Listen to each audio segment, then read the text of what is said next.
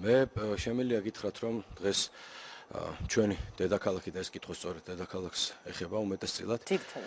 ძირითადად არის სრული ეკოლოგიური კატასტროფის წინაშე, ყოველგვარი გადაჭარბების გარეშე შემიძლია გითხრათ, აი მე მაქვს მონაცემები წამოღებული 2015 წლიდან დღემდე.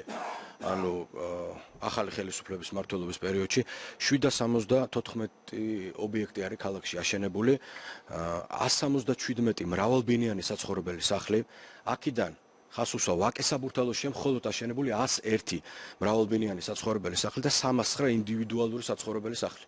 და არც ერთი პარკი ამავე დროს ამ წლების მანძილზე არ არის გაშენებული და არის ამ მიმართულებით მართლაც უმძიმესი მდგომარეობა. მწვანე საფარი ფაქტიურად განადგურებულია თბილისში, არასწორად მიმდინარეობს ნიადაგში შეტანა ახალი მცენარეების და ჩაბრძანდით ვარაესხევში და ვერესხეობაში და ამას შეატყობთ ისე რომ არის უამრავი პრობლემა განსაკუთრებით დედაქალაქში. ძალიან დიდი მადლობა.